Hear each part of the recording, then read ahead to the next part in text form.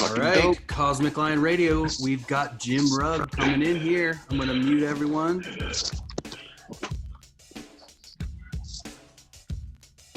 Except for Jim, I'm going to send you an unmute request. Oh, snap, everyone. Welcome, Jim Rugg. Pretty sweet t-shirt he's got there. Repping the Wizard. Let's see, Jim, I'll try to unmute you again. I think you have to accept the unmute or something. I think I'm unmuted. There we go. Jim Rugg, welcome. Thanks, Eli. Hello, everybody. Yes. So let's see. I'll put it on gallery view at first. That way we get a nice wide view. Jim, I just want to welcome you for coming to this town hall, Cartoonist Kayfabe ringside seats / Cosmic Lion Radio. Well, I'm happy to be here, Eli. This is I popped up in one of these a couple weeks ago, if you remember, and that was pretty cool. So happy to be here. It was basically kind of a little announcement for Octobriana. Chris Pitzer, who hopefully is going to be here in a little bit, he kind of dropped the bomb on us all, and we're all like scrambling to Google search, and we all ordered pretty damn quick, I'd say. You guys gave me a really nice weekend that weekend because I'm sure you've heard, I launched accidentally a little bit earlier than I planned on. I didn't say anything about it, and whenever I checked in and saw that you guys had found it, that was very nice. Yeah, good start. A good start to kind of my stumble out of the gate, but worked out well. Oh, that's awesome. Well, I mean, as soon as we heard, we obviously had to immediately go for it. But so some people got some questions. I've got a few questions. I tried to, I researched and watched like all the interviews you've been doing. You've been really going out and doing it. But I noticed it just seemed like everyone was asking the same type of questions. And I feel like we all know you pretty well at this point. So I wanted to try to dig deep and get some new type of questions, some different things, kind of keep it modern. We all know how kayfabe started. We all know that. So one thing that is super awesome that you're doing is the making of zine. We were talking about that a little on the posts. So you're making the making of zine, and a big part of what you guys do, I feel like, is demystifying the creative process. So like, why is that important for you? And then when did that creative process first get demystified for you? The story I always tell is I spent 10 years asking every professional I would meet about all of their tools. I think some people don't appreciate that, but I ran into Dave Cooper at some point, and this is after I had been a big fan from his book Weasel, which was gorgeous in every way, the drawing, the lettering. It was just this stunning, amazing comic. And when I finally got to talk to him about tools, he told me he used a Hunt 102 pen nib for everything. And if any of you have used a Hunt 102 pen nib and seen Weasel by Dave Cooper, you'll realize like there's a magic in between those two things. That pen is not the reason Weasel looks the way it does, because I've used those pens and I cannot make them do what he makes them do. And so it kind of changed the way I looked at it, which was really great for me, because then I started just using whatever tools I found, because I realized like, it's not the tool. Like there's nothing I can do to be Dave Cooper. I can use the exact same tools and I'm not going to produce what he does. Right. But it was good because it kind of gave me license to just draw with everything. And pretty happy with where that's led. That leads to things like drawing with Bic pens and things like that, which are very fun. And, I did an issue of Street Angel on an iPad because of that reason, where it was just like, use anything as long as it can produce results that you're happy with, go for it. So that was probably the demystifying moment, was like hearing like this tool that I struggled with could make magic in the right hands. And if your voice and style is strong enough, no matter what tool you use, you can really make it come through with that tool. And you've certainly done that. Yeah. And you can see that, like, if you think of your favorite artists, you're going to recognize them, whether they're drawing with a pencil or a brush or a stylus or, whatever the tool is. Chances are what you like about them is going to be visible. Totally.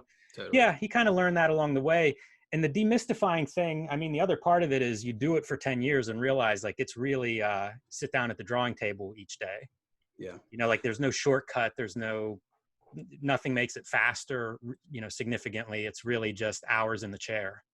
Yeah. A lot of people post in the group all the time too, like, what tools do you use? How do you guys start? What's the best way to get started?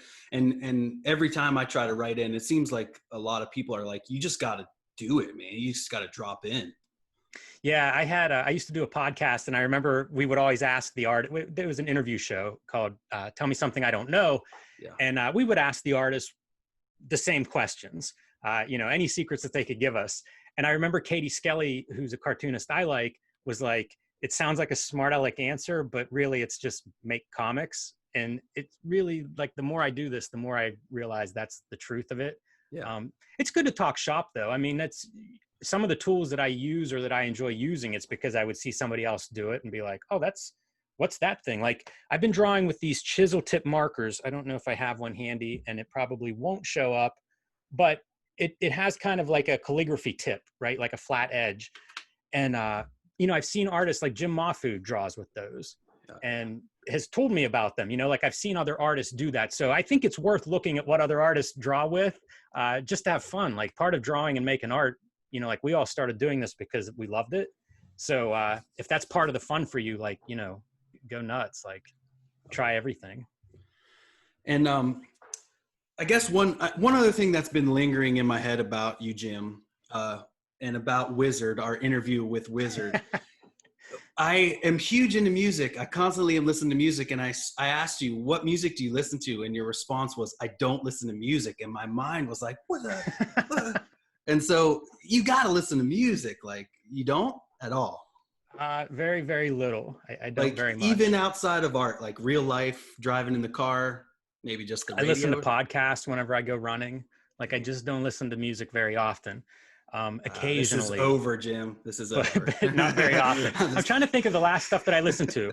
I will listen to like John Carpenter scores, especially whenever I'm digging through comic boxes. That's a really fun kind of mashup for me. You're in the basement. It's like beep, beep, beep, beep. That's right. That's exactly right. That makes sense. Awesome. So we do have some fan questions. I think maybe it'll be a little spicier if I intersperse it. I do have one from this dude, Jabba. Is Jabba here? He keeps asking to ask you if Brian Maruca is a real person. Brian Maruca is real. Brian Maruca is not involved with Octobriana in 1976, but he is very much real. Yes. How come there's no proof of that though, Jim? Yeah, he's smarter than the rest of us. He has no online footprint. All right. Respect. Is he still like doing the day job thing, and so he doesn't want to? Okay, that makes sense. Yeah, and it's not so much that he doesn't want to be exposed at his day job. He just is sort of, he's more antisocial than I am. Let's put it that way. Yeah. His background wasn't really comics. His background is writing, and we worked together, and I saw some of his writing, and so it sort of organically developed where I'd be like, look at my script and give me notes. And pretty soon we were just emailing, basically making each other laugh. And that just grew into some stories, and we've been doing it ever since. So. And sometimes I'm sure he reads comics, but still, like, sometimes an outside view of everything can really kind of put a new spin on it. Yeah, I think so, for sure. We even write differently. Like a lot of people say there's two ways to write. One is like an outline-based system. You know exactly where you're going.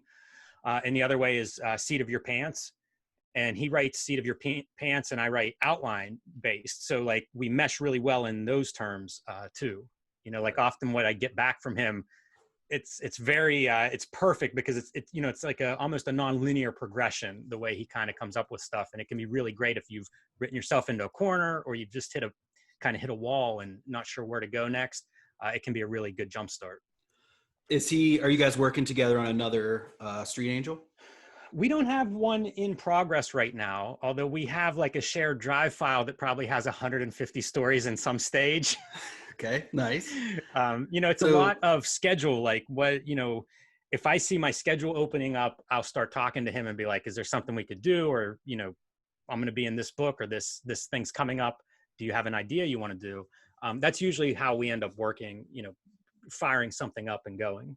Nice. Cool. Perfect. All right. So the next friend question is from co-host of The Devil in Detail, my good friend, Ben Granoff. There you go. Hey, Jim. How you doing? I'm good, Ben. How are you?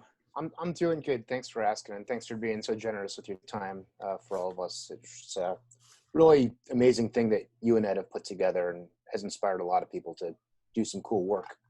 Thank you. You're welcome. A question that I have for you is that, a topic in question that you frequently bring up in interviews and anecdotes is the influence that religious experiences and backgrounds might have had on cartoonists and their work. So I'm curious what, whether righteous, reflective, or rebellious, if you could speak a little bit on this topic, what makes it so fascinating, and how does it fit into comics that you've admired, studied, or made over the years? All right. That's a big question, Ben. We could spend the next hour on this one, and watch the attendees drop off like flies. I was raised fairly religiously, and so like that was my first exposure to a lot of storytelling things. Like from stories in the Bible to church and having like a storyteller administering or delivering these stories.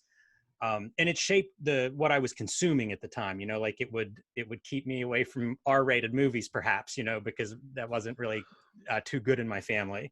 So like it's personally something that's a very big influence on me. And then I just happen to know certain other creators who have similar backgrounds or similar stories. And like jobs have changed a lot. Like now we can all kind of do whatever we want to do, but whenever I was a kid, it was much harder. Like you couldn't envision that. Like I didn't know another artist, a working artist that made a living from art until I was in my 20s. Now it's like, if you're interested in art, you follow a bunch of artists on Instagram. Like it's not too hard to find these outlets. But religion used to be an outlet for a certain type of person. And I think the storytelling stuff, like there's a long tradition of that in almost every religion. And so it just has this strong basis in the way we understand story. I think a lot of it comes from religion, and a lot of it was passed down for generations through religions. And then, like I can think of one cartoonist off the top of my head who was a big, influenced by religion, and that's Rob Liefeld, who I was following at a very impressionable age. And I mean, like, I think he's done some comics that are based on Old Testament stories. So, it's definitely a topic that I think cartoonists have delved into. Like I've thought about doing an episode on religious comics or comics based on the Bible, like R. Crumb did Genesis adaptation. I have a treasury-sized edition of a Joe Kubert comic book, I think DC published. And of course, like the Chick Tracts are one of those things. Like I would see those when I was a kid. And I don't know, does everybody know Chick Tracts? They were pretty ubiquitous where I grew up. Like you would just find them in weird places, in a store or something. And so, like comics have a lot of history that's connected, I think, with religion as a topic. Cool, man. Thanks for tackling that. I was thinking a lot about like, black and white 80s boom outlaw kind of guys that were using it maybe to like sharpen the edge of their stuff. But also people that are having, religious experiences, or people that are doing experimental comics right now to sort of express spiritual ideas. Evan Cohen on Instagram. Is that his name, Rick? Yeah, Evan M. Cohen does these really cool design-based pieces that are very meditative. And when you ask this question frequently, it made me think a lot of what you had just laid out. So thanks for tackling it. The other place that I see religion iconography is in horror movies and exploitation movies, especially in the 70s. And I don't know if it was all based on like the success of The Exorcist and then everybody ripping that off, or if some of The Exorcist's success was based on a time period as like cultural change was happening. And that taboo just really worked really well with exploitation movies and, sort of horror themed movies. So if you get trailers of like 42nd Street Forever, they have those trailer compilations, like every other horror movie has religious stuff in it where it's just like cutting to, bleeding crucifixes and whatever they can think of that's sort of offensive, but also has some religious visual in that frame. Cool, man. I really appreciate you taking the time on that one. Back to Eli. I'm done. I'm good. I got to stare at your face all day while I'm editing our other podcast. So get out of here. I'm just kidding. Thank you, Jim. I really appreciate it. Sure, Ben. My pleasure. It's kind of how they play with your emotions. I would feel like with the religious thing is like, this is one thing you hold in such high esteem as like pure, but then here's the death and the blood. And so that immediately, yanks on both sides of your psyche. And you're just like, It was probably something that offended the previous generation. Like you always have that next generation trying to do something that's theirs. and breaking religious taboos. At some point that would have had weight between generations. Yeah. I think I want to ask you a question about the shoot interviews, because of anything in the kayfabe as it evolved, I think they have evolved and grown to be, you know, from something that you did kind of on the side. Now it is like the prime evolution up to the David Cho interview, which was like seemingly mind blowing for everyone, because that dude is just amazing at, you know, he's as close as you can get to like a Dali or like a, you know, this wild character in modern art. And so I just wanted to just by the way, Eli, there's one newer than David Cho, and that's the Ho-Che Anderson, just went up last night. We've been doing a lot of these interviews. I agree with you. Like it's been very rewarding doing them, and we've had the opportunity to talk to a lot of people. And lately it seems like that just keeps building. So yeah, I would encourage everybody, if you haven't seen that Ho-Che Anderson one, I just re-listened to it this morning, and you know, it's another, like, just a great cartoonist that's really able to give a perspective that's different than mine. Do you find that because you guys were at cons and stuff, and you were doing them in hotel rooms, and you know, the Scotty Young one seemed to be like a very fun night. It seemed like, you know, wine was flowing and the laughs were going. Now, do you find it's better in person versus the Zoom, or is the Zooms kind of now like, I'm finding that Zoom is very helpful for this, almost to the point where my friend who lives here, we're kind of like, why would we ever hang out now? But it's like, it just seems like, do you find that Zoom has revolutionized how you look at it? I don't know about that. You know, like, it certainly allows us to talk to everybody, but, you know, I said I had done a podcast before and it wasn't video, but I was still, almost all the guests were, you know, long distance, and we were doing it over Skype, I think, most of the time. So that's been around, you know, before the quarantine, of course. Zoom, you know, what the quarantine has done is gotten a lot of people to use Zoom that maybe weren't using it before. And so that has given us access to a lot of new people that we didn't have access to, say, you know, 4 months ago or something like that.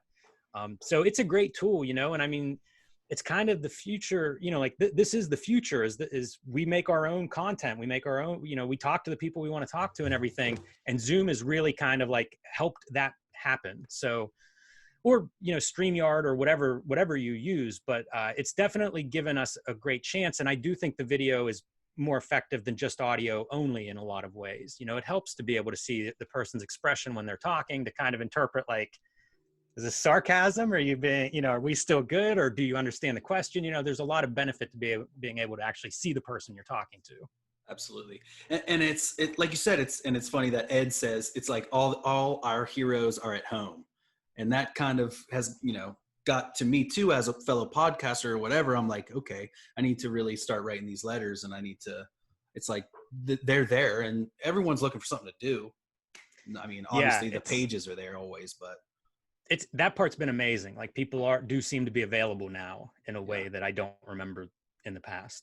For sure. And the older generation are getting into the Zoom, which they definitely would not be if not for COVID. I guess I just try to look on the bright side and try to find some gold beneath all the shit that's out right now. Which, Jim, yeah, I wonder if there's any like grails for shoot interviews that you've got, because you've got so many heavy hitters, and obviously there's, you know, a few that we can all think of, but who would you like really just like die to interview? I would like to talk to Frank Miller. You know, that was the first guy that I really followed. And you know, listening back to the Ho-Che Anderson interview, like, one of the places, you know, we try to not detour somebody when they're speaking too much, because it's easy to just like go tangent, you know, every time a name comes up. But I've heard him talk about Miller's influence on him, and specifically the book Ronin. And so, like, Ronin, I found at a flea market whenever I couldn't afford The Dark Knight Returns, which I found at the same flea market. You know, and it was this guy selling books and like looking up prices, you know, it wasn't like dollar boxes. But I had pulled out The Dark Knight Returns and knew nothing about, never heard of Frank Miller before. I was just like, wow, these covers look amazing. Whatever this is, I want it. And the guy's like, you know, it's $100 or something, way more than I was going to pay. But he's like, here's another book by the guy. And it was Ronin, issue 1. And so, like, that book really kind of changed my brain, like rewired it somehow. So I would like to talk to Frank Miller, like he was one of the first guys that really had me like find an artist, track him down. After that, there's a million that I'm interested in talking to, like lots of people who have done something I like or who have influenced my work, in some way. But that list is pretty long. Almost anyone you name, there's probably something I'd like to know about them. Sure. So many great people. And I mean, honestly, the guys you have already gotten are so stellar, and each one interesting in their own way. Each artist has this personality that, is unlike anyone you've ever met. Now, another good shoot interview might be another guest that we have in here, which is Chris Pitzer. So I just wanted to say hi to Chris. Maybe he can come on, editor to the stars. I'm trying to unmute you there. Okay, you should be unmuted. Hey guys. Hey, Chris. I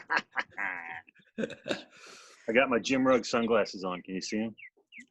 That's good. It looks like you're in nicer weather than I am. Oh, I'm sorry, man. I did it outside to entice you to come visit. I hope to do that soon. There it is. Oh, beautiful backgrounds. How has the experience with Octobriana been for you, Chris? Oh, I mean, it's amazing. The beginning part was a little tough, just trying to find a printer that would agree to do it.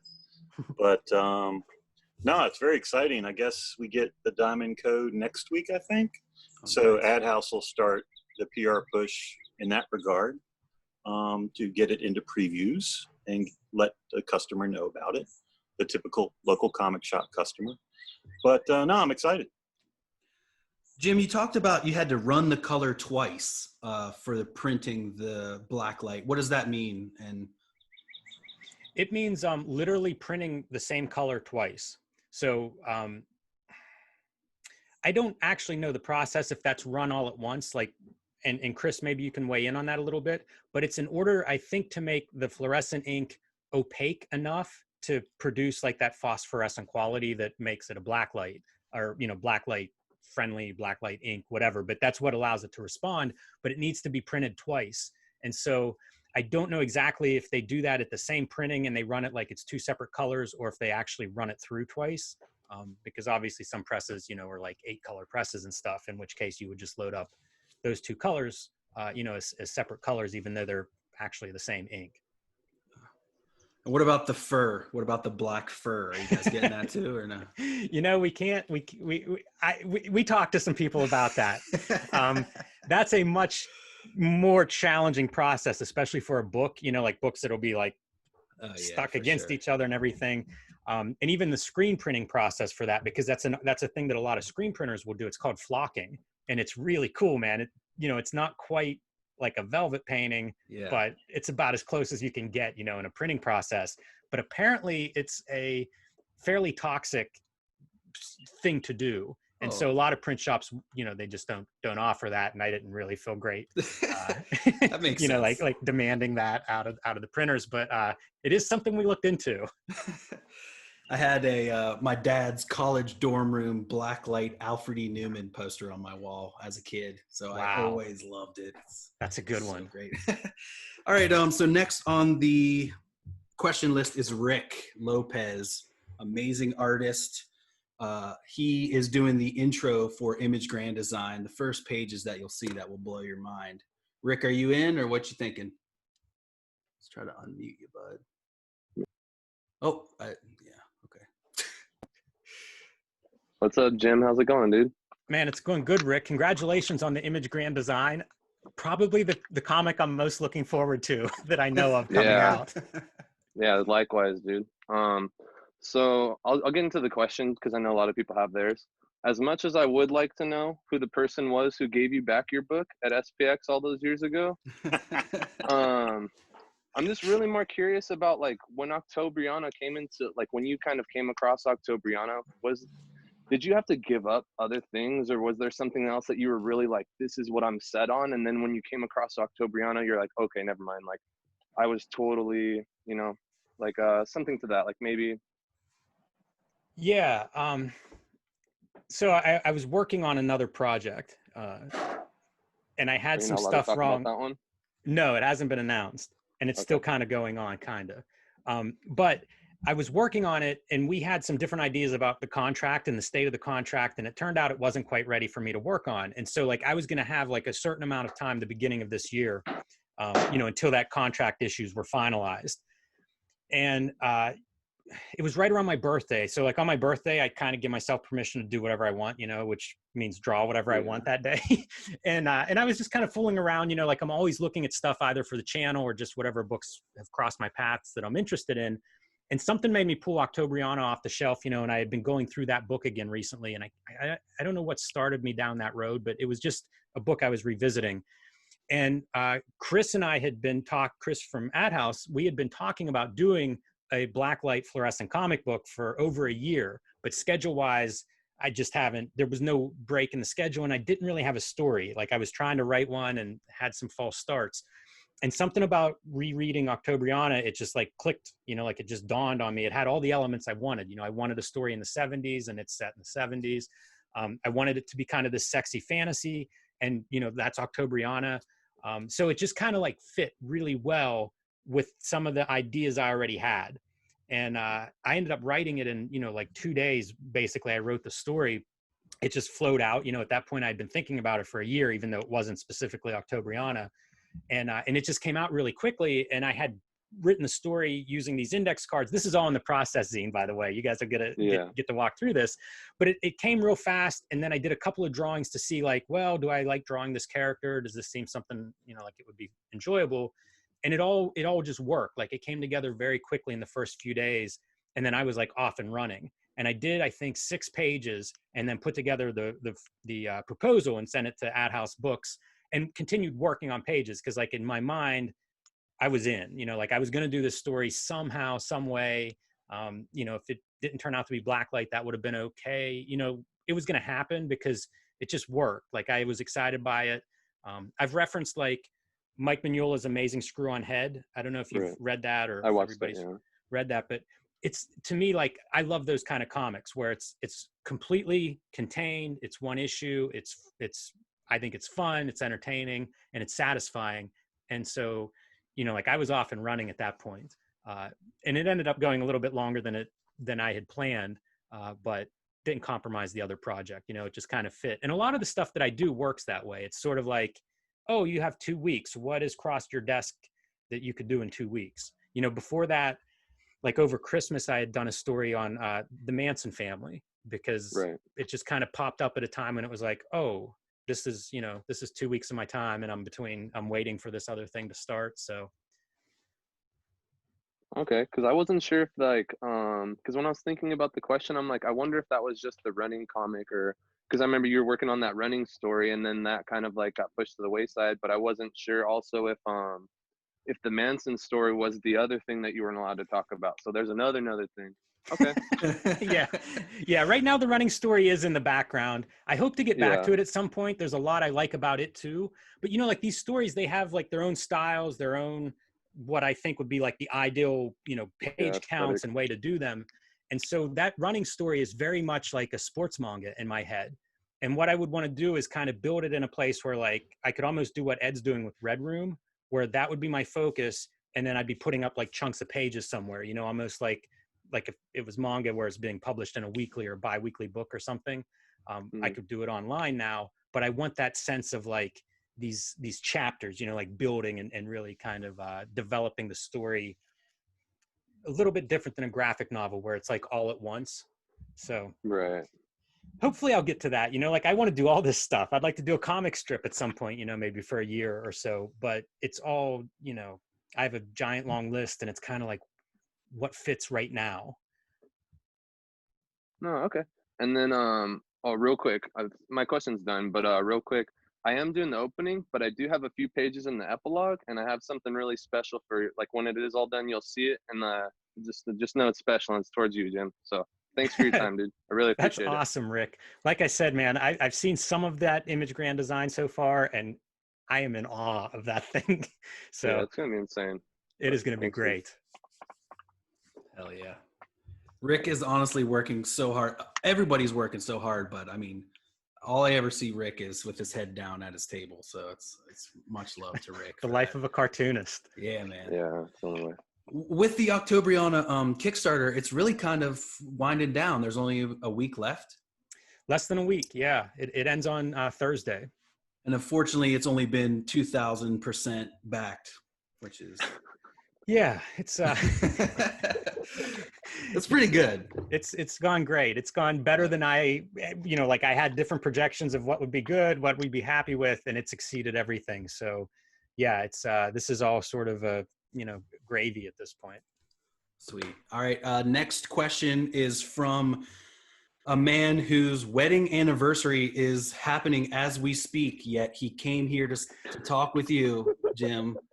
This is Craig CK, another amazing artist from Image Grand Design, tattoo artist, all around great dude. I think I remember Craig from the last time I dropped in. You guys were talking Image Grand Design, and I believe, Craig, we spoke then a little bit. So happy anniversary first of all. Thanks a lot, man. That'll mean a lot to my wife too. Thanks for being here. It's really cool. It's my pleasure. My question that's great.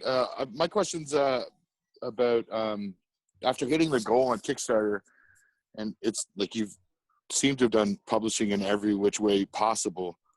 What has been the most satisfying? Like, which avenue has been the most satisfying? They're very different. I had the Plain Janes, the kind of like my big young adult book came out in January this year, and it's a totally different experience. Like I was going to schools and talking about that book to a very different cast of readers. And it's very rewarding, and it was working within a system with a publicist, with an editor, very closely with a writer. So it was very enjoyable doing that. But I think if I won the lottery, what I would do is just make zines the rest of my life, or at least until I got bored. So I like the self-publishing, and I like the hands-on of actually making things. Certainly some things have this giant audience and I want to serve them. If a bunch of people want to read my books, I want them to be available. But I like the idea of like making this stuff, I'm probably going to end up hand binding a few Octobrianas, like the black and white and retro and the neon editions, so that I can make hardcovers of them, myself by hand. So I like the actual making part. It's just not very practical outside of like as a hobby.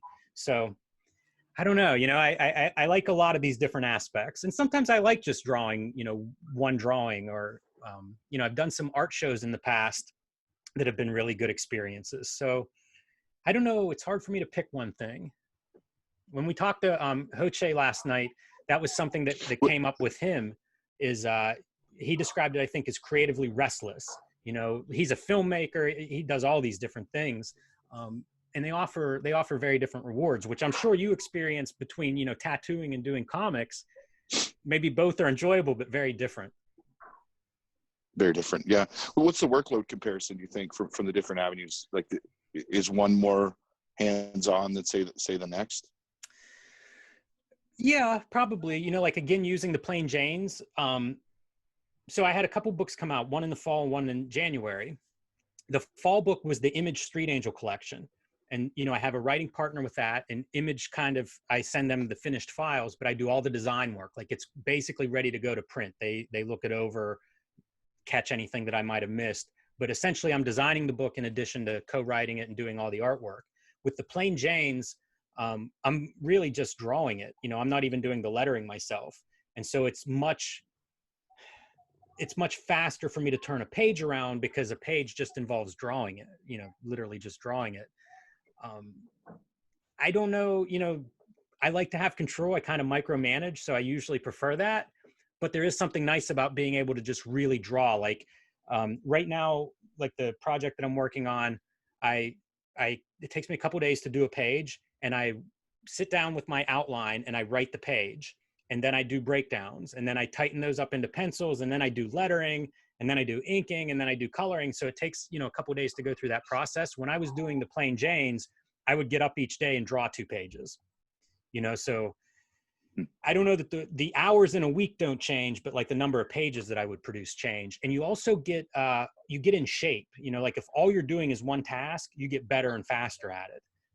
You know, it's much like training for something. You know, if you're running every day, in a month, you can run a lot further and faster than you could at the beginning.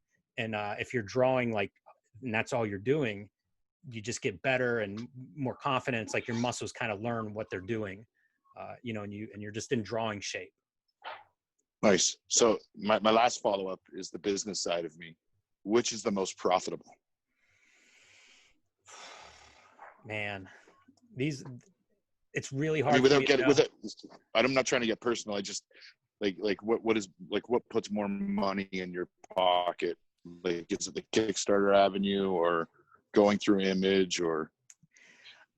I don't know about the Kickstarter avenue. Like the funds raised, I can't tell you exactly what my cut will end up being because there are some X factors involved. You know, you pay taxes on that. Shipping is I have estimates for it, but you know, they could fluctuate a little bit. So I don't know what the end result of that will be exactly. I had a couple of video game posters that I did. You know, I do freelance illustration. So I did a couple video game posters last summer, literally 2. And I may end up making more off of those 2 drawings than I will off of the Kickstarter. And, you know, you see the success of the Kickstarter. So Wow. It would be comparable to what I was paid for the Plain Jane's 3rd book, which was more than I was paid for the first 2 books combined, or, you know, 2 video game posters. So I don't know, you know. It's kind of luck of the draw almost, I guess, scenario. Some industries, there's a lot more money than others. You know, like I've done concept work for films with, you know, like A-list kind of like real, they weren't made, but, you know, like in that system. And even that pays less than video game work. So, you know, kind of just, it depends even within the industry as to how well it pays.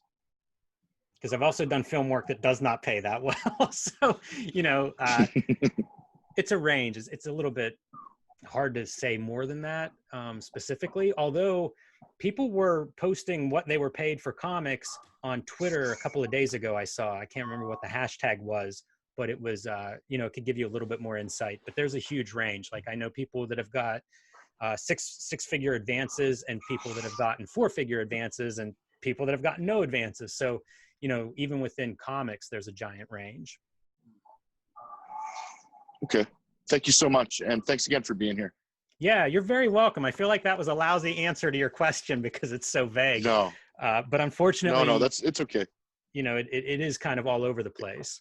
I know they were posting page rates, and I think it went from $300 or $400 at the top, which was like maybe a Marvel or DC page rate, down to maybe $50 or something, which would be, I can't remember the publisher, but you know, a more indie side of the publisher. And I mean, Image, you know, there is no page rate for most people at Image.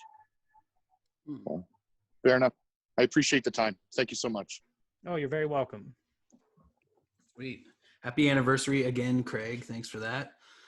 I guess next we'll go to the myth, the man, the legend, cover artist of Wizard, cover artist of Image Grand Design, man with the amazing Star Wars, also featured on it, or also wearing a Cartoonist Kayfabe shirt. The myth, the man, the legend, the one and only man who has drawn, I'm just kidding. We're talking about David Brouwers. What up, Brouwers? That's quite the intro, Eli. Hey, man. I try to make your head as big as possible because I love you. Right Well on. earned too, man. I love those covers. Oh, thanks a lot, Jim. That means the world to me, man. You're a fucking giant to me, dude. But I do have a question for you that you guys have. Well, I got a bunch of questions for you, but I'll stick with a couple.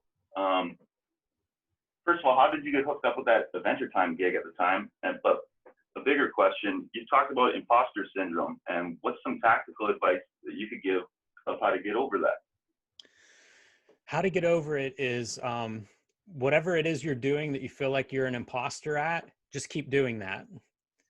You know, if you can't quite get the imposter syndrome out of your head, know that like everybody experiences that at some time. Like one of the things that I found, I don't know about helpful exactly, but President Obama talked about the first time he was in the Oval Office feeling that way, you know, so everybody, you know, like literally everybody, I think, experiences this. I used to think that cartoonists had this like specific thing, like where it's like, oh, we're all anxious. You know, like I would learn about different cartoonists I was friends with that seemed super friendly and, you know, confident and outgoing.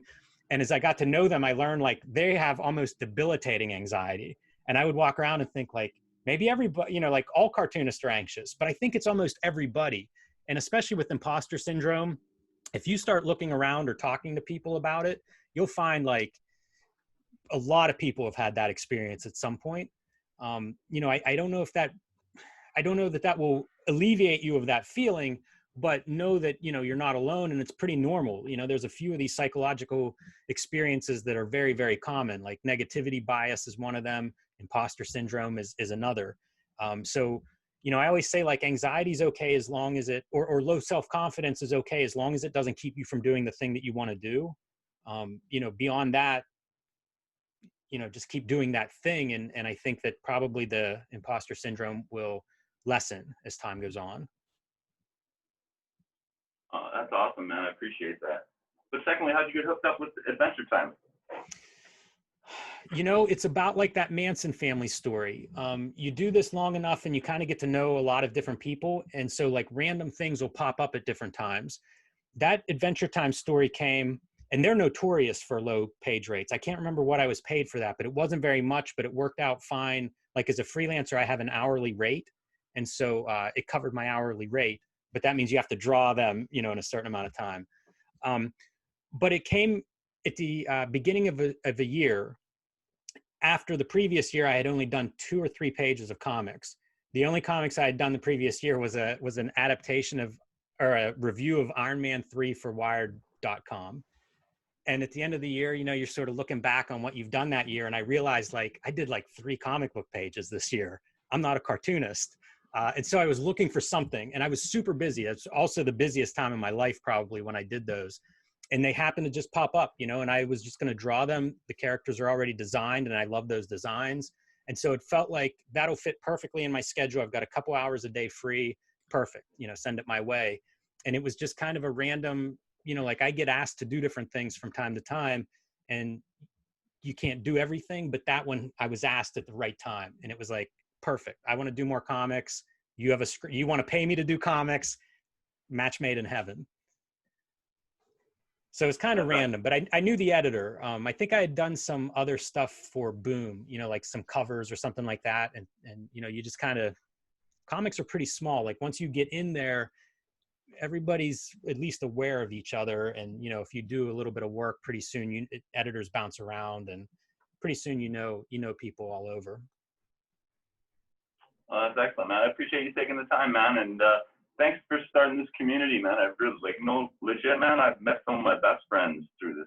So I'm so glad to hear that. That's my whole life in comics. Like, I think at this point, every friend I have now I've met through comics. So glad to hear it's working for you, David. Right on. Thanks again, Jim. There's your work translates so well to anything from Adventure Time all the way to your own personal comics. I backed your Patreon and I read the running zine that was about you prepping for that marathon. So what's different about it, and why is it important for cartoonists to be able to like get their life out on the page? I feel like that can also help with what we were talking about, imposter syndrome, and finding, you know, I always found that journaling and really writing down my inner thoughts helped me not only kind of get over it, but kind of see it in a new light. So how is that kind of personal comic writing important to you?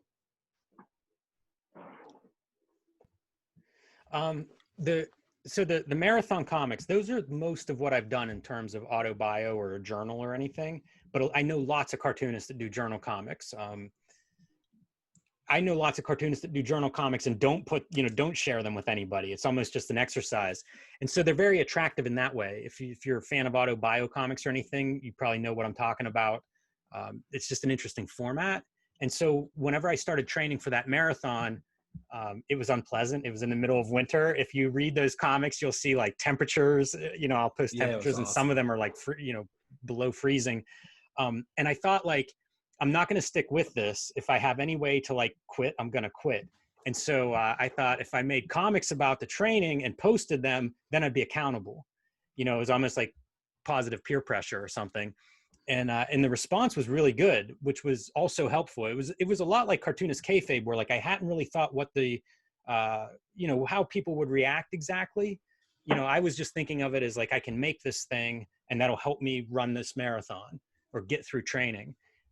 But the response was great. Like a bunch of other people like running, you know, running's fairly common. And so I was getting like a lot of like just positive notes about, you know, keep up the train, like from runners, like not so much about the comics as much as it was the content of the comics. And so it was a good experience that way, you know, and it not particularly personal, you know, I don't feel like I was sharing anything that somebody might have, I don't know, feed the trolls or something. Like I know people who have posted personal work and get attacked, but that wasn't the case. You know, it was mostly just making myself, you know, putting myself on the spot, so to speak. But it was cool to hear other people come back. Like running, I like running, you know, no secret about it. And there's lots of stories around that too, from documentaries to articles and podcasts and things like that. And so I found a lot of good reference that way too, that people would share with me underneath posts. Yeah. I really love reading those autobiographical comics. It's just a great way to get to know someone, and you can just get more out on the page. I definitely started there. That was the first kind of comics that I started making. And then I kind of worked up from there, putting myself into unreal situations and then just kind of creating the Ninja Turtles because that's what I knew. One of the big inspirations was Eleanor Davis, and we did a video about 3 of her books, Right. But one was The Bike, The Road, and Me, I think was the name of it. I always mess up the name of it, but you can find the video on Cartoonist Kayfabe, 3 books by Eleanor Davis. And she was doing a cross-country bike trip, and she would draw about it each night. Like whenever she would stop and like camp out in a tent or whatever, she would draw these little comics and post them on, I think Instagram was where she was posting them.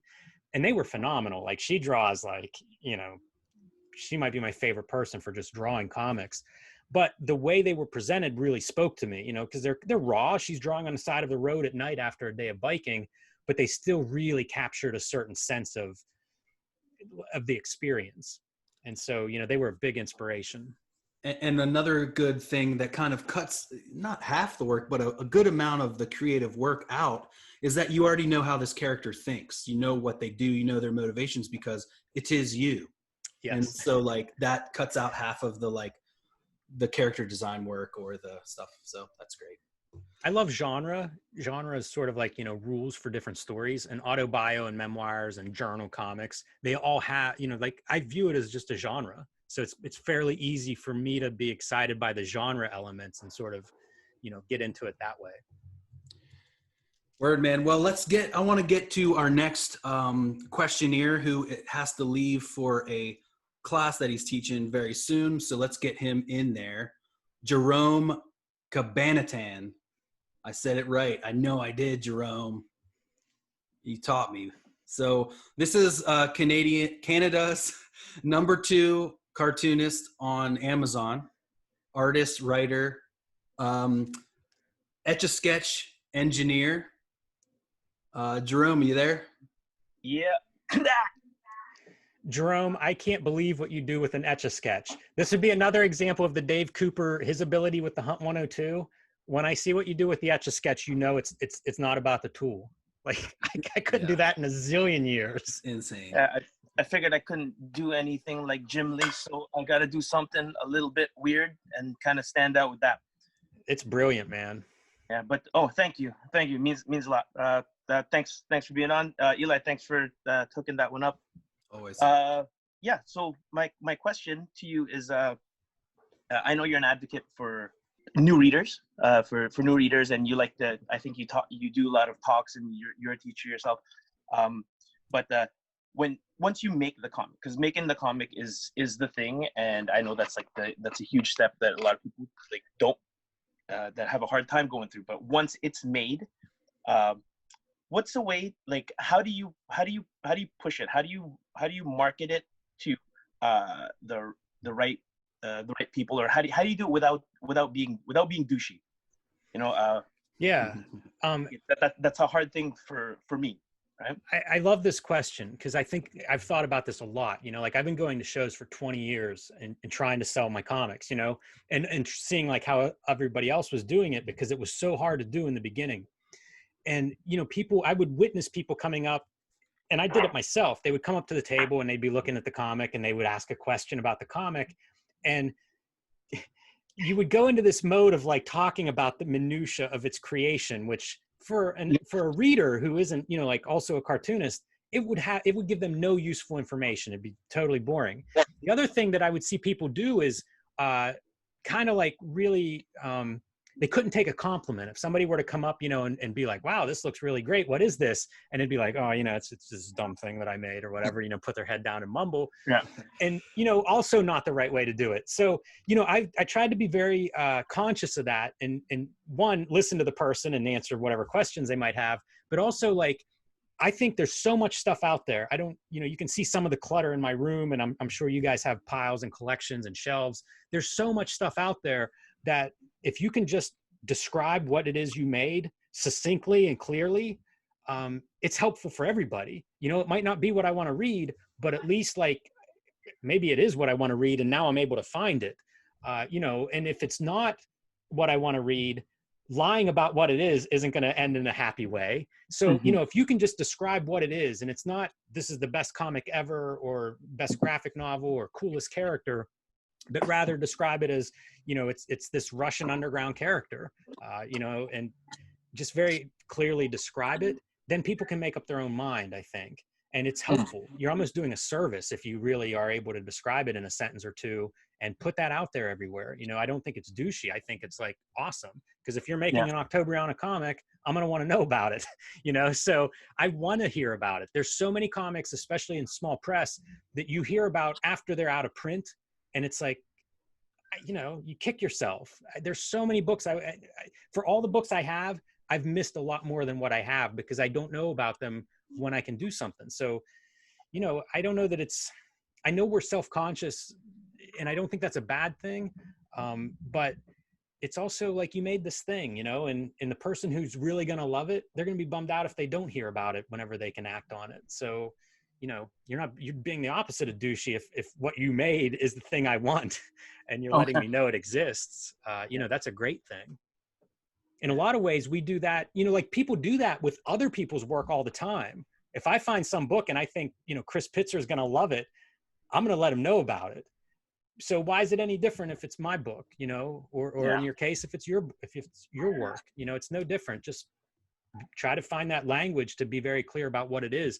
You know, in the case of this Kickstarter, whenever I set up the project, I had to name it. And it's like, I don't know how well known Octobriana is. And also, even if you've heard of it, you're a comics nerd, probably, you know, it's a very tight, specialized audience. And so like I named it, you know, Fluorescent Blacklight comic book, because I think those words are descriptive and people can understand that just from those 5 words. Totally.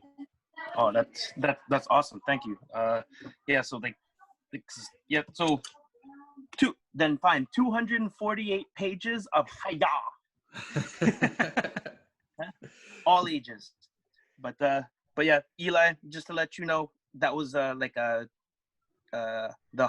Canadian hot new releases. I did touch #1. Oh, nice! Congratulations. But, like the way the algorithm goes, it's just like I just slip back down, and I'm like at 11 and in the 6 digits down on those numbers. Don't tell people about that. Tell them about the number 1. No. I say 1. I say 1. I now consider myself a bestseller. I don't care if it's my cousins and my students or anything like that, right? It's but it feels really good to just have it out. But then just trying to push it. Just trying to push it is you know. And I figure I've heard before that sometimes the best advertisement for your first book is like your third book, right, or your second book. You must have said that or something, but you may have. I don't know. I listened to a lot of it, but. Yeah, it's that was awesome. Thank you. Jerome, one more thing is like, you know, this stuff doesn't have a shelf life either.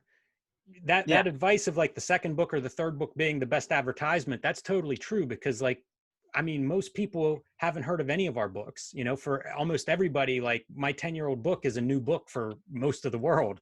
So, Yeah. you know, it's always going to be new to somebody. So, you know, there isn't a shelf life on selling. And then also like look for books or movies or TV shows that you think have some commonality where it's like, hey, if you guys enjoyed this, try this one, you know, and try to push the book in those directions.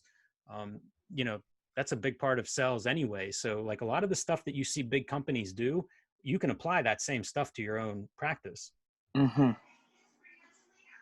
Awesome. Thank you so much. Thanks for the time and the talk. Now I've got to start doing some grand design stuff. Awesome. Okay. All right. Hell Thanks. yeah. Thanks, Eli. Jerome. Yeah, man.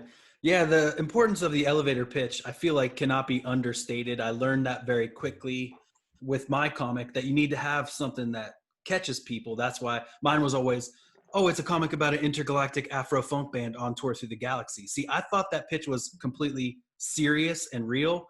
Every single time people bust out laughing. And I'm like, I don't understand why you're laughing. These are real words that I string together that exactly explain what my comic is. And it's like hilarious to them. I still don't understand, because to me, it's like perfectly normal. But to the new person, they're like, what the hell are you talking about? What's Afro funk? What's intergalactic? I'm like, all right, dude. That seems effective, man. If they're asking questions and laughing and still standing there, That's true. you got to close that deal. Oh, yeah. Go watch that scene from Glenn Ross, get inspired and sell those books, Eli. All right, I will. Jeez. Stop putting a fire under everyone's ass, Jim. Jeez.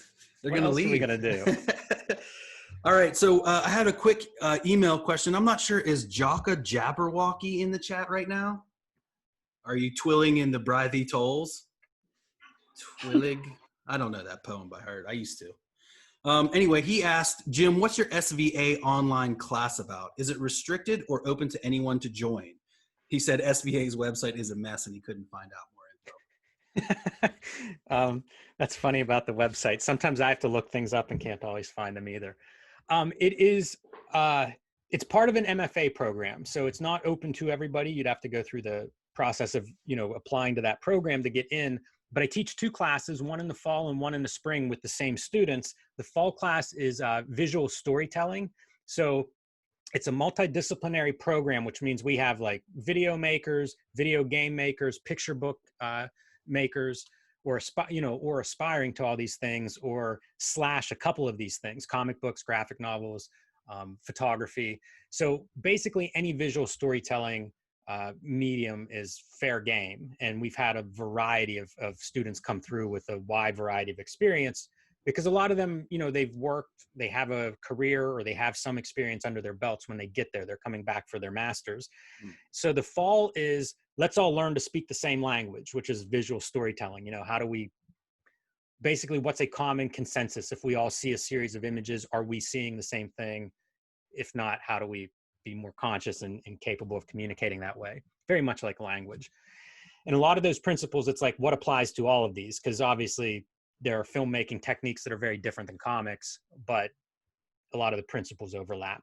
And then in the spring, it's a digital short story. And what that means is it's a short story created in 15 weeks, and it needs to be digitally published somewhere by the end of the semester. So from like concept to execution in 15 weeks. And that is an intense class. I've been doing it for 7 years. I can't believe it's been 7 years. But it's been really an awesome experience. And, you know, I often say, like, I think I get more out of it than probably a single student, you know, because there's just so much like back and forth. And now, you know, like if picture books have been a big influence on me in the last, you know, 7 or 8 years as I was preparing for that class and then continuing through it. If you've seen my Street Angel hardcovers from Image, that's where you can really see that like influence of the picture book format. So I've grown a lot through it. You know, hopefully the students get a lot out of it. But that's basically the program, the classes that I teach. That's kind of a loose description of them. And we get a lot of spillover from that into the kayfabe videos, which I love. Some of my favorite videos are the ones where you're teaching us, like, I so want to bind something now. I just want, that's like, I never thought I would say that. Like, I can't wait to bind something, but it's like, it seems like such a cool thing to do. And like, you know, I had been making zines already, but I never thought to like get the big chopper out and chop down because my printer won't print full bleed anymore. So then I thought, you know, it's just so cool that we're able to get a lot out of that as well. And I wish we could all go to that class, but maybe we could hook something up for the kayfabe crew where we could maybe, you know, charge $5 to have an actual class, because teaching a class deserves payment. Podcasts are time consuming. Yeah. But I mean, so are podcasts. So yeah, you know, there's so much information out there now. When you talk about like trimming your own zines, I went to, I don't know if you guys know Uncivilized Books. They publish, at this point, graphic novels and big, beautiful hardcover books out of Minneapolis, but they started out as being mini comics publishers. And it's one person, well, I think it's a couple now, but Tom Kaczynski is the guy behind Uncivilized Books. And so I would get his mini comics, like mail order them, and they were gorgeous, but they were mini comics. And I went to visit Minneapolis at some point and found my way into his like studio office production space. And it looked like my office cube from like 2002. Like he had, you know, a black and white laser printer. He had one of those long arm, just paper cutters, long arm stapler. And it was like all the stuff that I have a version of or have access to, but he was making these beautiful objects. And it's like, I'm looking around and it's like, I could be doing this. So, you know, like that information, it doesn't matter where you get it. Like sometimes just seeing it is enough to be like, all right, I can do this. Exactly.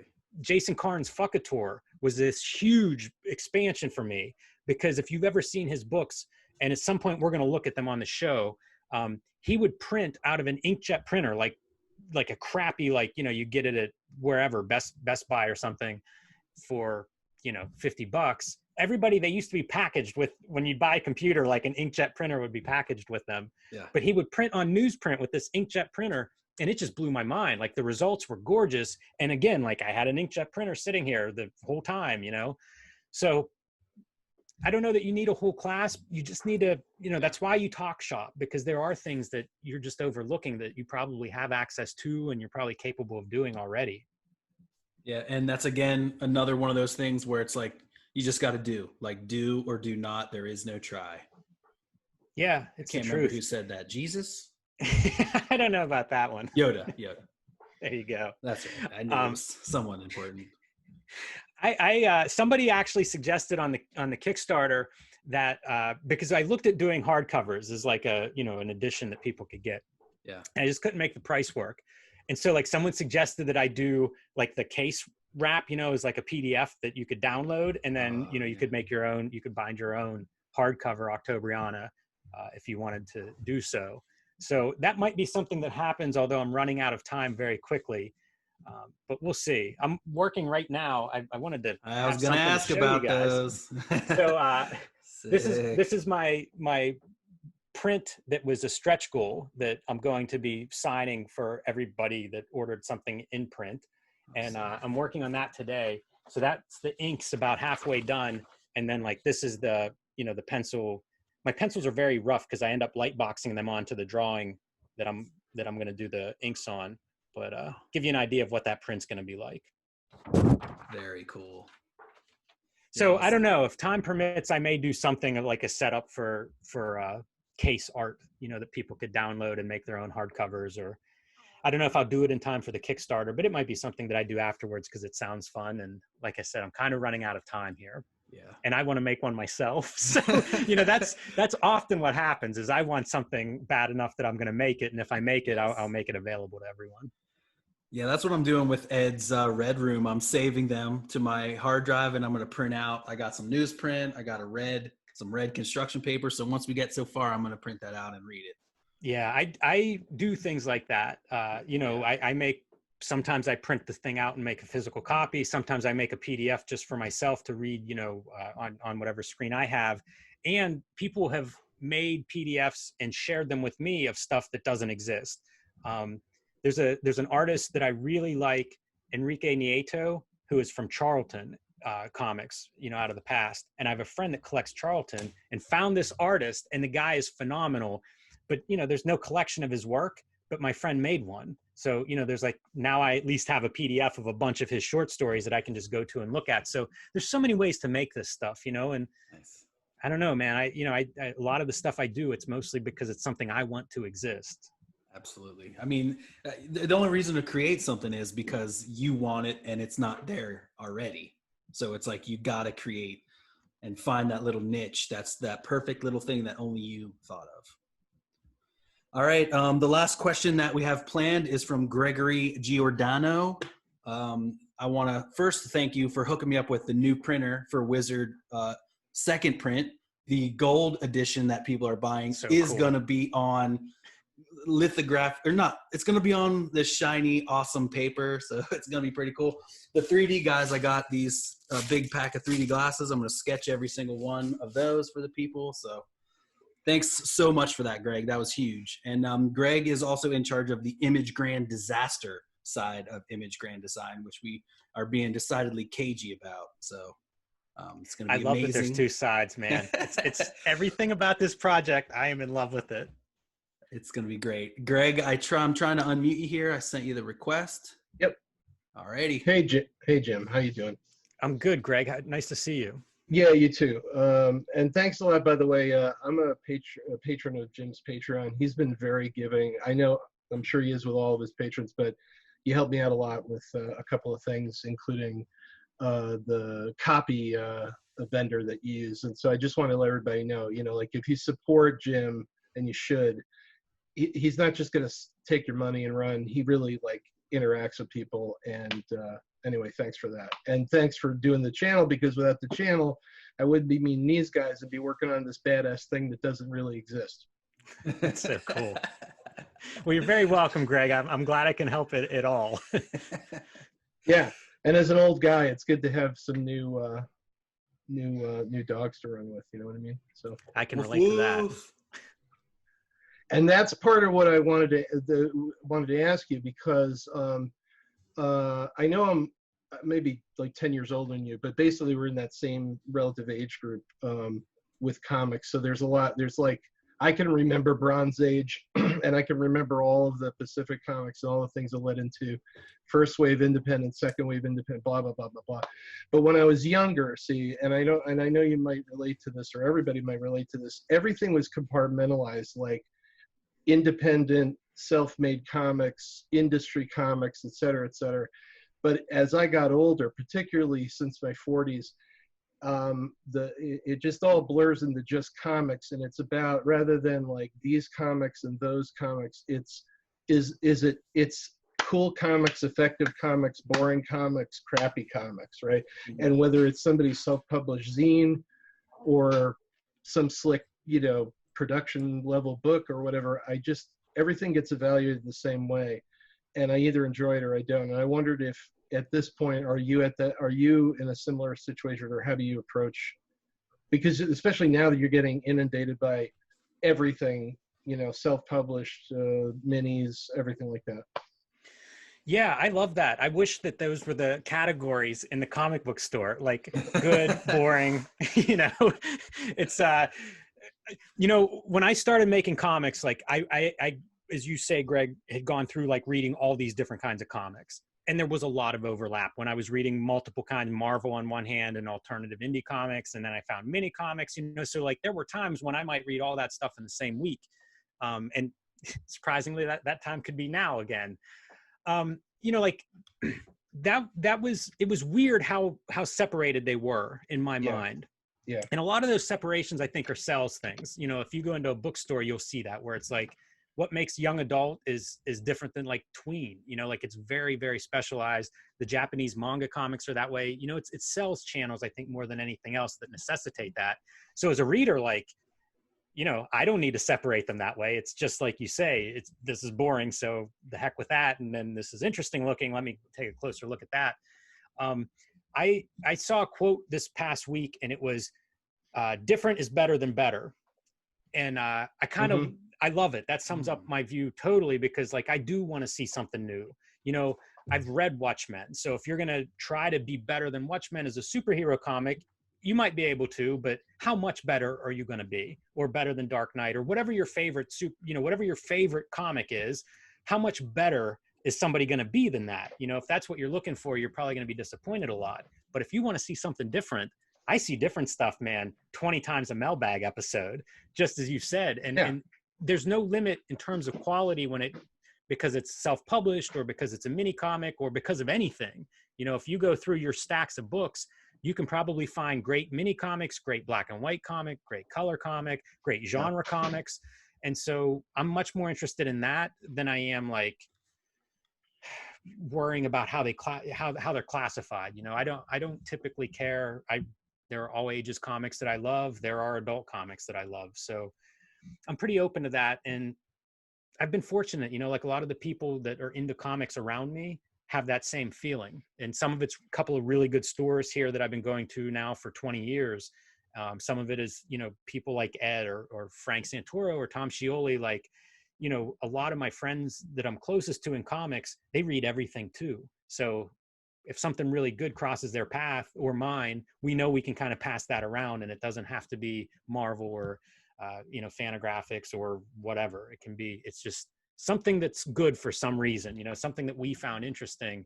We'll pass that around. And I don't know, man, that's kind of my philosophy. You know, Eli talked earlier about trying to find a positive in a tough situation. And I kind of feel like, you know, that's my thing with comics, is like, I'm just looking for comics that are making me happier, feel better, excited, you know, whatever the case may be. But you know, it comes in from a lot of different directions. And a lot of the mini comic stuff on a personal level may just be inspiring because it's informational, you know. Or the second comic show I did was SPX, and I came home with a box of mini comics. And that was the first time I had really seen mini comics at that level. And that's all I wanted to do for years. Sometimes that's still all I want to do, because they were so good. You know, it was like, same deal. I have a stapler, I have a paper cutter, you know, there's a Kinko's down the road or something. Like, you could do this too, maybe, you know, but it's a little bit of Dave Cooper's pen. I can't necessarily do these because there's some magic in the person making them that I can't quite copy. But, you know, I would find that inspiration. And because I found a bunch of great looking mini comics, I knew from the beginning, like, yeah, a handmade comic could be every bit as good as something that's offset printed and coming out of a New York publisher. Yeah. There's a lot of sizzle in that suckle. Yes. Yeah.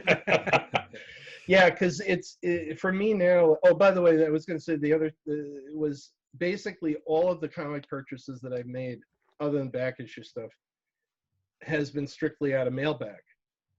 And I haven't been buying comics for probably 20 years.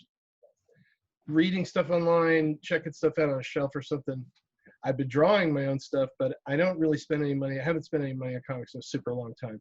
And when the show started getting the submissions in, that's when I started buying comics. And the only comics I've been buying is basically, you know, guys that are in this room and guys that are doing their own thing. So that's been also something I've been incredibly grateful to you guys about on the show, because you completely gave me an excuse to actually throw down money on comic books. And that's been something that's been missing from my life for a while. I don't know about you, Greg, but I do that too. I buy a lot from cartoonists directly or from online places. Yeah. It is so exciting whenever one of those packages shows up in the mailbox. You guys know Chuck Forsman? Yeah. He used to do like a mail order mini comics service called Oily Comics. Yeah. And you would buy like a 6-month subscription, and then you get like this fat envelope of mini comics, like maybe I got the lasers and the second one that way.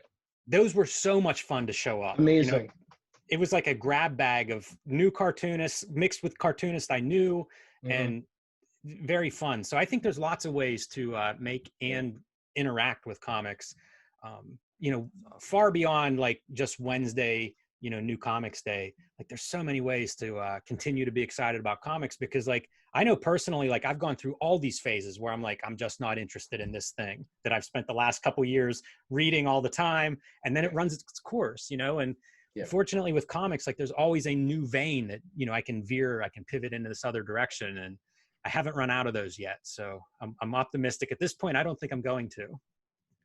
Well, again, thanks a lot for getting me to start really humping on making stuff again, and really grateful for getting me back into reading and enjoying them again. Well, keep up that image grand disaster. 'Cause, I don't know what you're I don't know what you're talking about.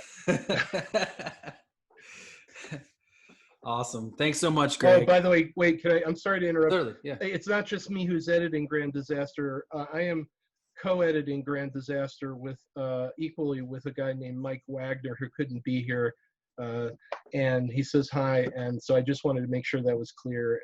You know, it's a cooperative effort with me and Mike making that thing happen with all these incredible, talented people. Well, pass on to Mike my gratitude, because I am looking forward to it. I will. Word. Well, before we end here, I don't know exactly how much time you have, Jim. I just wanted to kind of open up the floor if there's any other people in the room that wanted to ask a question while we've got Jim here. It looks like there's a bunny on top of a cat out there. Cap, you said you were wondering, has Jim eaten acid before? No, what was your question? Is any particular for psychedelic poster art? What do you mean by that, Cap? Do you want to come on audio or video? I'm going to unmute you if you want to come. Is this actually Captain America or? All right. Kat, put in the comments if you want to go, but we're going to get Chris B's question here real quick. I hit unmute for you, Chris, if you get your thing. Hello, can you hear me? Yes. You can. Yep. Hello? Yep, cool. It was just, obviously with the Octobriana, the Blacklight style has driven that story in that comic. And then sort of thinking back to the Afrodesiac stuff, that comic had quite a lot of different styles in there. How much of that is you doing that just to keep yourself entertained? And how much of that is just trying out new styles versus just sticking to one particular style and maybe, you know, refining that? And that's a great question, Chris. I think about that a lot. It's definitely to keep myself engaged. When I was young and trying to figure out comics and stuff, I remember somebody telling me being able to draw consistently is hugely important. You know, like it should always look like Ben Grimm if you're drawing the Thing or whatever. And it's something that there is a boring piece to that for me. Like, I want to do different stuff. I want to use different tools. I want to have, I want to make a bunch of books that all look different. And just like the stuff I want to read or watch or look at, so there's kind of a balance. You need a certain amount of consistency, which I try to apply to each book, Afrodesiac being a good exception to that rule in certain ways. But it's definitely like, it's a combination of, I think it works with the story, but it's also what I want to do. And sometimes I pick the story based on what I want to do. And then it's, in the case of this Blacklight's a good example of that, where I knew I wanted to do the Blacklight part before I knew what the story was. But I also knew like it should be in the 70s. And with the Blacklight, you need a lot of black ink on the page. Like there were certain style things that went with it. And then it was like, find the other pieces, that will make this hopefully successful and enjoyable to everyone, myself included. Although my experience is going to be very different than a reader's experience, but so there's almost a checklist of things that go into it. You have, 100 ideas floating around at any one time, and you have, one opportunity at a time. So I try to line up all those things. Does it fit the opportunity? Is it something I'm excited to do? I always say like what you want to do is beat your alarm clock, because you're so excited to get to work on whatever that thing is. And, I try to do that with sometimes style, sometimes story, sometimes just excited to make this thing. With the Blacklight stuff, in my mind, it's taken me a long time. That first Blacklight print that really planted this idea was 2014. And nobody did it. Like in a way, sometimes you get these ideas and it's like, man, I got to do this now because someone's going to beat me to it. And I got lucky in a lot of ways because I took my time getting to this point for this particular story. So that can be a consideration too. Did you find that over the course of doing each page, because it's such a different style, did you find that sort of some of the later pages you were working on, techniques you were using, shapes, the amount of ink, it just became easier, or there were things that you were doing that you thought, oh, if only I'd kind of had this nailed, and those earlier pages would have kind of come out just that? Yeah, I mean, the nice thing is, I can go back and redraw them because like I'm the boss. So if I find something early on and I'm like, I can do this better, I can just fix it. I'm trying to think if I actually did that with anything. You do, like you answer a bunch of questions in the beginning. And so like the first couple pages take a lot longer than the last couple. I don't know if it's that you're much better later on, but you just don't have to make the same question. You don't have to answer the same questions. Even things like size of the paper, is something that I figure out early on and then I pretty much stick to it. So I don't know if I got much faster as I got along, or if I got much better. I mean, you want to figure out how to make sure those beginning pages are good. And if that means redrawing them, or when I did the Plain Janes, this last Plain Janes book is like 150 pages. I started drawing it in the middle because, I wanted those first pages to be strong and I wanted things to be consistent, but across 150 pages, like there's a lot of room there to be inconsistent and to maybe be uneven. And it's important that those opening pages are strong. So, there are tricks like that you can kind of apply. But in the case of Octobriana is a relatively small story. I might redraw a panel here or there, but for the most part, I tried to work out what I needed to ahead of time, and then it's just off and running. You do get a little better probably along the way, just from repetition, but it's a short story. If I were doing like a graphic novel, the last 20 pages might be significantly better than the first 20, but in this case I think it's pretty consistent. Cool, thanks, man. Thank you so much, Chris.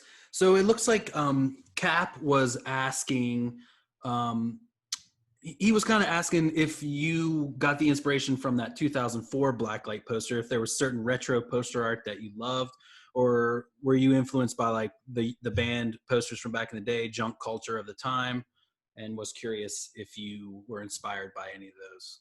Yes, all of that. Cool. Sweet. I do like posters. Posters cross over a lot with my sensibility. I remember early on looking at a website called gigposters.com that I'm not sure if it's still active or not, but I love like screen printing, big fan of that.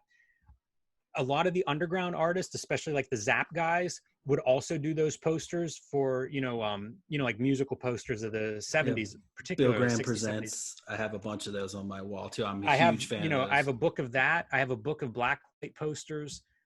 It's interesting to me how those posters cross over with underground culture, like in head shops. Right. Marvel did a series of Blacklight posters that are pretty awesome. So awesome. Excuse me. Bless you. Yeah. So, I look at a lot of stuff. When I was a kid, my favorite thing were movie posters. I would spend all this time in a video store and, they would have movie posters everywhere. Yeah. And all I would do is, try to like claim dibs on posters. They would have like a box, the posters, because they had more than they could put up and they'd be like 50 cents, so like I love that stuff. Like that was probably the initial posters that really were planting ideas in my head. Somewhere I mentioned that I had like the Subway size poster of Steven Seagal's Marked for Death on my wall, which is just a gigantic silhouette of him standing there with guns, almost life size. It's probably 5 feet tall. And, cut to me 25 years later making the silhouette zine. So these things definitely, I think, have an influence. Cool. Yeah, it's cool to see really the comic book style influence those, because there's even one, I can't even remember what band it was for, but it was a Bill Graham poster, and it's just Batman and Robin. And I'm like, it's such a cool fusion. You guys can check out wolfgangsvault.com too. It's Bill Graham's archive, and it's music and posters and t-shirts and of all those sweet 80 or 60s Bill Graham posters, Wes Wilson and S. Clay Wilson and all the great Wilsons. And it's cool because it never really goes away. Like if you get into that, you know, like Oh. if we start talking about posters, I have books that get into like Russian constructivism. So going back a little bit Oh my further gosh. and crossing a continent, and they have all kinds of great typography and design stuff. And then, you know, going the other direction, I have a book called Fucked Up and Photocopied. And that is all like 80s, 70s and 80s punk, mostly flyers, like photocopied flyers. Yes. So, you know, like that lineage just keeps going. And, you know, again, posters are these big graphic objects. So like a huge influence, you know, a huge influence on me. Those French ones too. I can't remember the guy's name, but they kind of co-opted it for like the Job rolling papers too. But then there's also it would be like French films or French advertising. I can't remember the guy's name, but the they're movie beautiful poster ones. stuff is so rich. Like I have a movie poster book, and it is all movie posters from different countries. So like they might have a section, it's like all the, you know, 2000 Stanley Kubrick's 2001, but you're looking at like the Polish posters of that, you know, and the Russian posters. Oh, And I they're love that, so yeah. different in a lot of ways, even though you sort of recognize the iconography, but the styles are so vastly different. You know, I've spent a lot of hours looking at that book and just kind of marveling at, and I couldn't even tell you the influences that are building these posters. They're just these wild images to me. Oh yeah, I love them too. It's such a rich history of advertising, which is meant to grab your eye. So it's got to be something, you know, beautiful, colorful, in your face. So it really gets you. I don't know how much more time you have. I have one more question. Jason Lapidus. He is the artist of Group of Seven, another great book that I think you guys have looked at. We have looked at it, yes. Yeah, so he's a very cool dude. Always has something smart to say. So if I may put him on the spot, it's better be good. Just kidding, dude. Jason, are you in Canada? Sorry, pardon me? Are you Canadian? Yeah, That's your answer, yeah. And I gave you Jerome the apology. is Canada? This is a very Sorry, international meetup. This is great. Yeah, I actually met Craig and Jerome on the same day at a show near Toronto. So that was pretty cool. Always good to see those guys again on here. Jim, like everyone else says, thanks for doing this. It really means the world to all of us, I'm sure. And it's great. It's great to see you. I've been watching the Hoche interview this morning, and it's just blowing my mind that I've never heard of him, never met him around Toronto, and yeah, that's super cool. Man, have fun tracking down some of his stuff. His art is phenomenal. Right on my talk list. about like a great designer, you know, on top of being a very good cartoonist. Right. But has that like sensibility where, you know, the whole package is incredible. Yeah, it seems that way, and I'm definitely looking forward to seeing this stuff. So I have like a whole list of questions I'm not going to go into because, of course, but just around the conversation about perfectionism and managing ourselves. You know how Frank quietly, he'll say that you don't release a page prematurely. You know, it's not finished until it's, from his point of view, it's perfect. And of course, we see his delays with everything he works on. And then you get a guy like John Romita who says like his style is the deadline style. And we look at all sorts of pages of his that we could see he could probably render more and more and more and more. So on that spectrum, which I call the quietly Romita spectrum, how do you manage your place in that? And like what strategies you use to decide like when it's done or how much you're going to render, et cetera, et cetera? You know, there are trade-offs. I find that if I spend too much time, like if a page sits on my drawing table for a couple of days, it can really suck the energy out of that page. You know, and it may sit there because I'm being called away for unrelated to art reasons, you know, or it could be because I keep redrawing, you know, erasing and repenciling something that I can't quite get right. Doesn't matter the reason. It seems like if it sits there for 3 days, something's out of it. Right. So I run into this problem, but mostly just in terms of process, if I spend too much time. So that's something I struggle with. I've had real issues with OCD and not wanting to release a page until it's perfect. Sure. And you really punish people in your life, like family, loved ones, people you live with. And so like, I've tried to be conscious of that and make changes. You know, that year that I did not make very many comics was around that time when I really kind of shifted a little bit, because I recognized like, I can't make everybody miserable around me. Like this isn't right. And I did it on Super Mag is whenever I kind of hit my breaking point. I don't know if you guys know Super Mag, but all the pages are numbered differently based on the style of the page itself. And I spent like 8 hours numbering this comic that's like 56 pages. Wow. and you realize like it was like Saturday night at 11:30 or something, and my wife is with her family or friends, or like I was being home and just spending my time numbering something nobody's even going to notice, instead of like being with my family. And I realized like this isn't, you have to get this isn't right. Like it was not going to be the life I wanted to lead. And so I became really conscious of trying not to be too precious about it.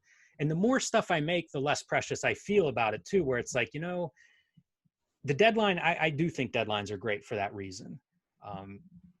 It's hard to argue with Frank Quitely's, the work that he puts out there. I think there's different ways to do this. And I think that even for one person, it's probably different at different times in your life. I remember Tom Scioli saying once, if you think your stuff's really great, maybe you need to step back and take another look at it. And if you think your stuff's really bad, maybe you need to step back and let it go. And I think that's right. Like I'm a big proponent of balance. And if you can identify, especially if it's making you miserable, I mean, that's kind of our internal compass. And I had just gotten to a point, it was after Afrodesiac, which like the production stuff for that book was just, I can never ever do that again. It was obsessive in a level that's just about killed me. So, once you experience that, you sort of have these different values, like I'm much more interested now in get the story right, and then like whatever with the art in certain ways, because like I draw sometimes just in pencil. I love a lot of inkers. I love ink, but it's not precious to me. If I really am craving ink, then I'll look for a story that requires ink. But otherwise it's like, try to enjoy it, because I do think that comes across. If I'm forcing myself into the chair, it's not going to be my best work. So, the more excited I am, the more likely I am to sit down and produce this stuff. And, you do need deadlines. If you're doing this professionally, the deadlines really matter. And I want to do this professionally. So. Thank you, Jim. Thank you, Eli. You're very welcome, Jason. And I have time for another question or two if you wanted to go further down your list. I just have a tech question, if that's okay with Eli. Yeah, dude, go for it. All right. So it's literally about saving files and sending files to the printer. I'm having a debate with another guy about file formats. I should be sending PDFs, yes? You should talk to your printer and see what they prefer. Some of them will have a file setup that you can add to your PDF output that'll be very specific in terms of what they want. And this includes things like compression. If you go through, I don't know if you're working out of Photoshop and saving them from there. Whenever you get into like that PDF tab, there are a lot of options. Some are like press, printer, I ignore them all. Small, all that. If you go into some of the sub tabs, you'll see things like compression. Like if an image is over 300 DPI, compress it down to 150, that kind of information. All of these things are can have an effect on how those files output for print. Generally, you want no compression on stuff, which ends up with gigantic files. But that's why, if you get that compression with a decent quality printer, you're going to see artifacts. Right. So the other guy says he wants me to put it into a JPEG, and then he's putting it back into a PDF. I'm saying no JPEGs. Yeah, no, you don't want to do that. I would avoid that. You might want to do a TIFF though, and there's a TIFF setting, and I'm going to have to I'm going to look at this so that I tell you the right thing. This is great. This is I'm happy to be able to add to this. So one of the things, if you save it as a TIFF, you'll have TIFF options, and there's image compression. You'll be tempted to say none. That's what I used to use. There's also JPEG and zip. You don't want to compress with those. The other option is LZW, and it is a compression, but supposedly it's a lossless compression. Right. And so that's what Image wanted me to do with TIFF files, and that's what I've been doing for the last several years. So that may save you a little bit of file size without, like any quality loss in terms of compression. Thank you. Have you been listening to Marin, by the way, in the last couple of weeks? Are you? I listened. I don't listen to a lot of Marin. It really is like guest by guest, but I did listen to Seinfeld this week, and I had no idea that Marin's girlfriend passed, which sounds really heartbreaking, and I feel terrible for him because I started listening to Marin whenever he began. I had no idea who he was. It was like early days of podcasting. You get very attached to these guys, and I sympathize with anybody that goes through something like that. Did you enjoy the Seinfeld episode? Seinfeld episode was great. Those guys were a little bit combative with each other. I would it. love to hear them more. You know, like they're both into craft, so I would love to hear them get into that more. Yeah. Nice. Seinfeld, I enjoy a lot when I hear him. He was on Stern a couple weeks ago, and it was equally entertaining. Like one of the bits that really stood out to me, Stern asked him about, he has a new comedy special, I guess is why he's, you know, making the circuit. And Stern asked him about, you know, kind of how he crafts his act. And the opening part is about like going out for the night, I guess. I haven't seen the stand-up special, but I've heard him on a bunch of podcasts. And he was saying like the reason that he puts that at the beginning of the act is because that's the closest he's going to be to everybody that's there, because they've all just had this experience, whether it's, you know, fighting with the babysitter, fighting over where to go eat, having anxiety about leaving the house, whatever it is, everybody's in this certain mindset. So that's the opening of the show, because topically it like makes sense and it's with everybody, you know, like you get on the same page, you kind of know where they're at and you relate to it. And I find that stuff fascinating, that whole, like, how do you craft, even in a stand-up act, what's the structure? So, right. Well, there's the same idea of starting a comic book by opening a book, right? Every reader who's opened a book understands that as a way into opening up that magic spell book they come across in the first page. There's a huge amount of crossover between stand-up comics and cartoonists, and I'm really fascinated by that area of the Venn diagram. Anyway, I'll step out. Thanks. Thank you for the questions, Jason. Pleasure. We're getting some good comics too from some people like Jason Mantzoukas and Paul Scheer, Scott Aukerman from Comedy Bang Bang. They've done some interesting like Deadpool work, and I even think Brian Posehn wrote some Deadpool. Oh, he wrote a long run of Deadpool, I think. And Paul Scheer's writing something now over at Marvel. I think that's kind of cool. It's maybe a little gimmicky, but it's cool. And you know, whatever brings in new readers is a positive thing. Yeah, I agree. So we have two guys coming back to ask a question. We've got Greg with one more, and then we'll have Craig with one more. And then we'll see where we're at. All right, so let's see. I'll unmute you, Greg. Hey, it was about format. I got to have something in Stranger Zine, and it was the first time I ever did a comic 11 by 17. And which issue of Stranger Zine? The new one, number 2. In the Would back. it help if I had reference? Mine's sitting right over there. I can Yeah, see it's the last 4 page. Well, it's Let the me last grab comic. Yeah. Nice. Okay, thank you. There it is. Yeah, everybody should buy. He just printed second printings, and now they're square bound. So, because of some printing, the printer just decided to square bound them, I guess. So, it's time to buy another one if you can get it. But okay, my thing is, like, in the old days, you know, even stuff like Tandra and all those like old, there it is, those old 80s, you know, magazine-sized comics. Other than ElfQuest, that was kind of the kiss of death, that format for a lot. That was a guttered format. That would end up in a box somewhere or in a weird shelf. But obviously, tons of books are being done in this format, although more not in genre, more in maybe experimental or sort of art comics. But still, I'm kind of thinking about continuing that story as that format because I got to start it that way. And also because I just like the real estate and I love Warren magazines. I love the old Marvel magazines. So I was wondering about your opinion on 1117 magazine, and in both in terms of just like as a, because it's a different real estate, but then also just economic viability, you know? Yeah, it is very different. You know, like comics are like a 2-3 ratio and the magazines are more like a 3-4 ratio. Yeah. So it is a dramatic difference, but of course, you know, Love and Rockets, one of the greatest comics of all time, you know, is where that popularizes with me. But all those horror magazines that you reference, I love that format. Super Mag did not do well for us, and some of it is the format. You know, we hear, I've heard from so many stores that don't appreciate that format. Yeah. But if you're self-publishing, you know, which it would be, in terms of cost, it's probably just as cost effective to do magazine format, at least if you're making it yourself, because you're buying 11 by 17, even if you're trimming it down to comic book size. So I don't know. I have boxes of magazine, you know, magazine size. I personally like it. I think if the material is good, people are going to be open to it. the Wizard zine is magazine size.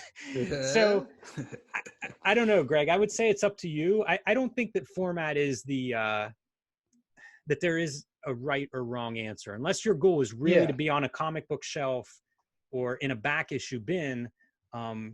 I don't know. A lot of great stuff has been in that magazine format. So I love it. It's probably not quite as commercially viable, but if you're self-publishing, you know, you're not limited by like that direct market limitations. Okay. So make it a magazine size. That's what good luck. Because I figure it's going to be a direct sale book anyway. So why not, right? Yeah. And it seems clear with a lot of like people that are under, 40 or 50, like they don't seem very prejudicial to funky stuff that's done in that format versus a standard US format versus like a European album or whatever. I have a lot of magazine sized boxes, and some of the stuff comes from shows like an SPX, like almost always you'll see a lot of books that size, because if you're printing it yourself, especially, that's a fairly common size. So yeah, if you like it, I'd say go for it. And you'll see, like maybe you'll do a comic book next or a mini comic or something. A lot of what I do tends to be just whatever I did last time, it's going to be the different thing this time. Thank you. You're welcome. And remember, it's not the size that counts, it's how you use it. All right, Craig, what's up, dude? Oh, shoot. Sorry, dude. I just muted you. Hi, Jim. Are we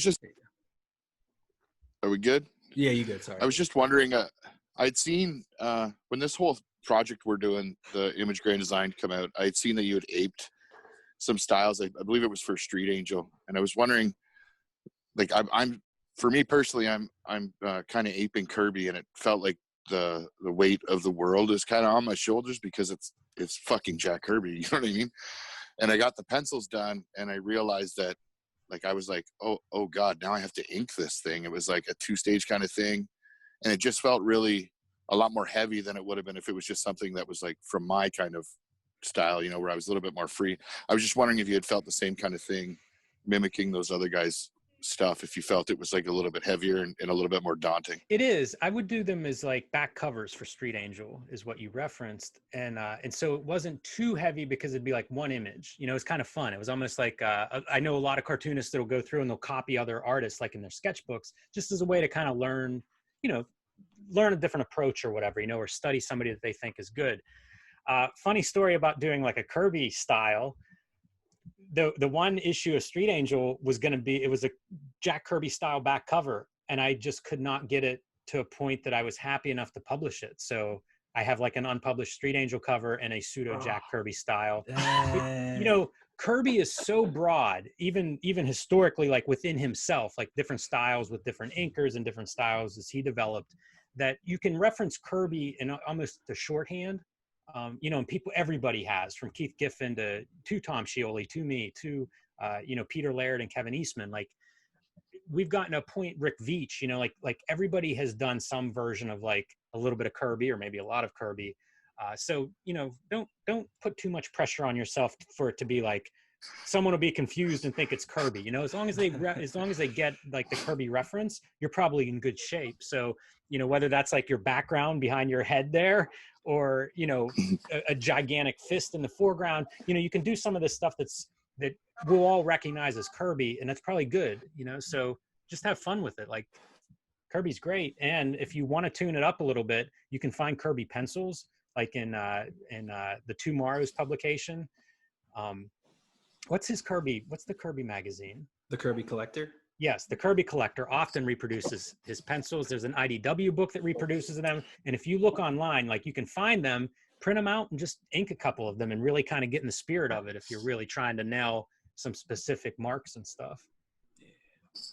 Okay, thanks so much. Oh, you're very welcome. Happy anniversary again, Craig. Yes. Thanks. Anything anyone else wants to say, or I'll unmute everyone, and you can click in if you want. Ryan Cheshire, I want to say hi to you. I always see you in the group. Jerome's got his gi on. He's geeking out over there. Yeah, all right. That's a good one. All right, Jim, I just want to say thank you. I gotta get going. I gotta go into my kids' playroom and teach a Taekwondo class. So thanks a lot for everything, and let's talk soon. All right. Sounds good, Jerome. And Eli, thanks a lot for everything. Hey, everybody out there, peace out. Of course, dude. Peace. Now that's an exit. I was gonna say that's a better sign off than I'm gonna be able to offer. Anyone else want to say anything that they didn't get to say? Well, what we can say is that the rug really ties the room together, and we're honored to have you as part of this.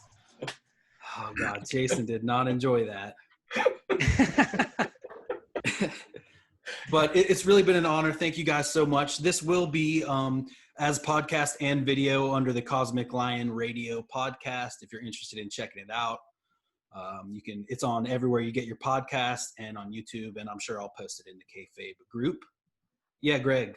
Eli, I just wanted to say from the bottom of my heart, you have done such an exceptional job in this last, year or whatever the group's been around, and the book, and now the other book that shall not be named, and blah and blah and blah. And it's just been amazing interacting with you and getting to know you as a ex-Burlingtonian and all the rest of it. And I just, you've just done a terrific job of getting a community further bound together. So it's just been a real honor to get to know you. Thanks, man. And everybody else in here, obviously. Yeah, I don't like praise, so I will just continue. You're a true cartoonist. Thanks, Greg. I mean, it's just so many great people. It's all that I could have done to harness the creativity in a positive way, which is really Jim and Ed making something amazing. Well, we appreciate what you do too, Eli. That Wizard zine was amazing. And thank you, everybody, for coming out. This Kickstarter has really kind of blown my mind, and I really do think it started with your group. So I thank you all from the bottom of my heart for that. Tell Ed that we're going to do the same for him when he gets it into gear. Will do. Although, ironically, he's probably actually drawing pages right now while I'm just standing here flapping my gums. Hey, I tried to get him in here, man. He'll give you the appropriate amount of shit, I'm sure. Yes. All right, guys. Have a great weekend, everyone. You too. Thank you so much, guys. Thanks, Jim. Talk to you later. Bye.